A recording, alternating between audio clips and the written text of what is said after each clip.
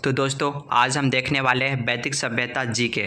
दोस्तों वैदिक सभ्यता के टॉप वीपीआई प्रश्न हम लोग देखने वाले हैं। आप किसी भी एग्ज़ाम की तैयारी करते हैं तो आपके लिए सारे प्रश्न बहुत ही इंपॉर्टेंट होने वाले हैं। तो दोस्तों ये रहा हमारा पहला प्रश्न, आर्य शब्द का शाब्दिक अर्थ क्या है। दोस्तों ये सब बहुत इंपॉर्टेंट प्रश्न है। तो ऑप्शन नंबर बी हो जाएगा इसका श्रेष्ठ या कुलीन। आर्य शब्द का शाब्दिक अर्थ है श्रेष्ठ या कुलीन। तो चलिए हम लोग नेक्स्ट प्रश्न पे चलते हैं। किस फल का ज्ञान वैदिक काल के लोगों को नहीं था। तो दोस्तों बता दें कि वैदिक काल के लोगों को तंबाकू का नहीं था। ऑप्शन नंबर डी हो जाएगा दोस्तों। चलिए अगले प्रश्न पे चलते हैं। वैदिक गणित का महत्वपूर्ण अंग है। तो दोस्तों वैदिक गणित का महत्वपूर्ण अंग है शुल्ब सूत्र। शुल्ब सूत्र। तो ऑप्शन नंबर सी हो जाएगा दोस्तों। चलिए हम लोग नेक्स्ट प्रश्न पे चलते हैं। वेदों की संख्या कितनी है। तो वेदों की संख्या 4 है दोस्तों। तो ऑप्शन नंबर सी हो जाएगा, वेदों की संख्या 4 है। ये बहुत इंपॉर्टेंट क्वेश्चन है दोस्तों, ध्यान में रखिएगा। ऋग्वैदिक आर्य का व्यवसाय क्या था। तो दोस्तों नेक्स्ट प्रश्न ये है, ऋग्वैदिक आर्य का व्यवसाय क्या था। तो पशुपालन। ऑप्शन नंबर बी करेक्ट हो जाएगा दोस्तों। चलिए हम लोग अगले प्रश्न पे चलते हैं।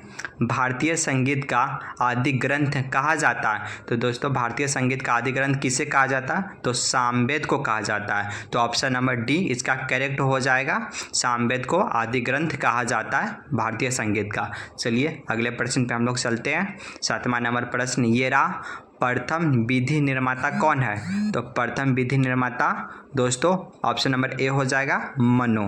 प्रथम विधि निर्माता कौन है। तो मनु। तो चलिए हम लोग अगले प्रश्न पे चलते हैं। ये रहा हमारा अगला प्रश्न, कृष्ण भक्ति का प्रथम और प्रधान ग्रंथ है। तो दोस्तों इसका ऑप्शन नंबर बी हो जाएगा श्रीमद् भगवत गीता। तो क्वेश्चन एक बार और फिर से पढ़ लीजिएगा। कृष्ण भक्ति का प्रथम और प्रधान ग्रंथ है तो श्रीमद् भागवत गीता। तो चलिए हम लोग अगले प्रश्न पे चलते हैं। ऋग्वेद में संपत्ति का प्रमुख रूप है।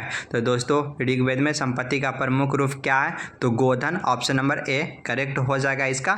तो चलिए हम लोग अगले प्रश्न पे चलते हैं। ये सारे बहुत ही प्रश्न इंपॉर्टेंट हैं, ध्यान में रखिएगा। ऋग्वेद के किस मंडल में शूद्र का उल्लेख पहली बार मिलता है। तो 10वें। ऑप्शन नंबर डी इसका करेक्ट हो जाएगा। ऋग्वेद के किस मंडल में शूद्र का उल्लेख पहली बार मिलता है। तो 10वें, याद रखिएगा। अगला प्रश्न ये रहा, पुराणों की संख्या कितनी है। तो दोस्तों पुराणों की संख्या 18 है। ऑप्शन नंबर ए हो जाएगा इसका आंसर करेक्ट। पुराणों की संख्या कितनी है। तो 18 है। ये इंपॉर्टेंट प्रश्न है, मोस्ट इंपॉर्टेंट प्रश्न है, ध्यान में रखिएगा। अगला प्रश्न ये रहा, वैदिक धर्म का मुख्य लक्षण इनमें से किसकी उपासना करता है। तो दोस्तों वैदिक शब्द का मुख्य लक्षण किसकी उपासना करता है। तो प्रकृति की। ऑप्शन नंबर ए हो जाएगा करेक्ट। दोस्तों ये जितने प्रश्न करा रहे हैं बहुत इंपॉर्टेंट प्रश्न है, इसे एक भी प्रश्न मिस नहीं कीजिएगा और पूरे देखिएगा। किस देवता के लिए ऋग्वेद में पुरंदर शब्द का प्रयोग किया गया। तो ऑप्शन नंबर ए हो जाएगा दोस्तों इंद्र। ध्यान में रखिएगा, ये क्वेश्चन बहुत बार एग्जाम में पूछा गया है दोस्तों। किस देवता के लिए ऋग्वेद में पुरंदर शब्द का उपयोग हुआ। तो इंद्र का ध्यान में रखिएगा। शुल्ब सूत्र किस विषय से संबंधित पुस्तक है। तो दोस्तों अगला प्रश्न ये रहा, शुल्ब सूत्र किस विषय से संबंधित पुस्तक है। तो ज्यामिति। ध्यान में रखिएगा। ऑप्शन नंबर ए करेक्ट हो जाएगा इसका। तो दोस्तों अगले प्रश्न पे हम लोग चलते हैं।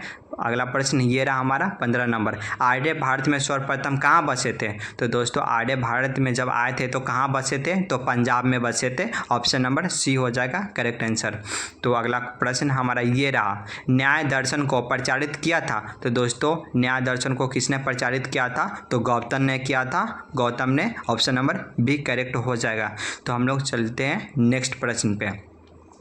प्राचीन भारत में निक्स से जाने जाते हैं। तो दोस्तों प्राचीन भारत में निक्स से जाने जाते हैं। तो ऑप्शन नंबर हो जाएगा स्वर्ण आभूषण। ऑप्शन नंबर ए करेक्ट हो जाएगा दोस्तों। तो चलिए हम लोग अगले प्रश्न पे चलते हैं।